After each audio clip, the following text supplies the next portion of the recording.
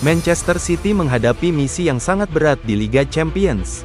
Setelah kalah 2-3 dari Real Madrid di leg pertama, kini pasukan Pep Guardiola harus membalikkan keadaan di Santiago Bernabeu. Apakah The Citizens mampu melakukan keajaiban dan menyingkirkan sang raja Eropa? Mari kita bahas secara lengkap strategi, peluang, dan tantangan besar yang dihadapi Manchester City. Laga leg pertama di Etihad Stadium berlangsung begitu dramatis. City yang sempat unggul 2-1, akhirnya harus menyerah 2-3 dari Real Madrid. Gol cepat dari Kevin De Bruyne sempat membawa harapan bagi para pendukung City, tetapi Madrid menunjukkan kelasnya sebagai tim yang punya mental juara. Gol-gol dari Vinicius Junior dan Jude Bellingham membuat City dalam posisi yang sangat sulit. Pep Guardiola tentu sangat kecewa dengan hasil ini. City seharusnya bisa mengamankan keunggulan, tetapi justru kehilangan kendali di babak kedua. Kini, mereka harus menghadapi tantangan besar, menang di Santiago Bernabeu. Kita semua tahu, Santiago Bernabeu adalah salah satu stadion paling angker di dunia sepak bola. Real Madrid punya rekor luar biasa di sana, terutama dalam pertandingan Liga Champions. Bagi Manchester City, tugas ini tidak hanya sulit tapi nyaris mustahil. Mereka harus menang dengan selisih minimal 2 gol. Jika hanya menang dengan selisih 1 gol, maka pertandingan akan berlanjut ke perpanjangan waktu atau bahkan adu penalti. Tapi apakah ini benar-benar mustahil? Tidak. City pernah membuktikan bahwa mereka bisa menang di Bernabeu, seperti di semifinal musim lalu. Namun, kali ini tantangannya lebih besar. Madrid dalam performa terbaiknya, dan dukungan penuh dari para fans akan membuat laga semakin sulit bagi City. Bek andalan City, Ruben Dias, menegaskan bahwa kunci kemenangan mereka adalah keyakinan. Sekarang ini semua soal kepercayaan diri. Seberapa yakin kami bisa menang dan lolos ke babak selanjutnya, ujar Ruben Dias. Dia juga menambahkan bahwa City memiliki cukup kualitas dan kekuatan untuk membalikkan keadaan. Kami tahu ini sulit, tapi kami juga tahu bahwa kami bisa melakukannya. Jika kami cukup yakin, kami bisa melakukan segalanya.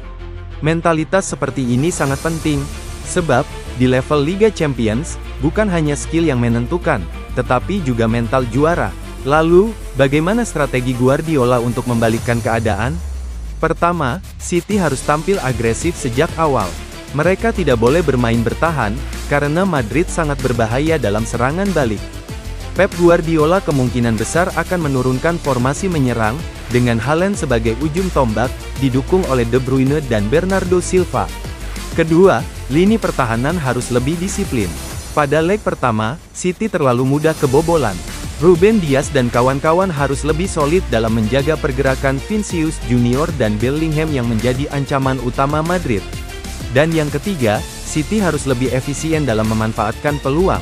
Di leg pertama, mereka sebenarnya punya beberapa peluang emas yang gagal dikonversi menjadi gol. Di Bernabeu, mereka tidak boleh menyia-nyiakan satupun kesempatan. Berdasarkan statistik, tim yang kalah di leg pertama dengan skor 2-3 di kandang sendiri memiliki peluang lolos kurang dari 30%. Tapi, jangan lupa, Manchester City adalah juara bertahan Liga Champions. Mereka punya pengalaman dan kualitas untuk melakukan comeback besar. Jika City bisa mencetak gol cepat, maka tekanan akan berbalik ke Madrid. Namun, jika Madrid mencetak gol lebih dulu, maka situasi akan semakin sulit bagi City. Oleh karena itu, City harus bermain dengan keseimbangan antara menyerang dan bertahan. Laga ini bukan sekadar pertandingan biasa.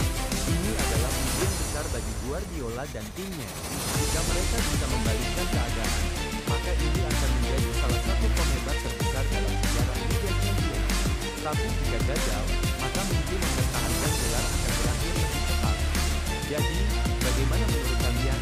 Apakah Manchester City bisa mengalahkan Real Madrid di Santiago Bernabeu dan melaju ke babak 16 besar? Atau justru Madrid yang akan kembali menunjukkan magisnya di Liga Champions? Tulis pendapat kalian di kolom komentar. Jangan lupa like, share, dan subscribe untuk update terbaru seputar Liga Champions. Sampai jumpa di video selanjutnya.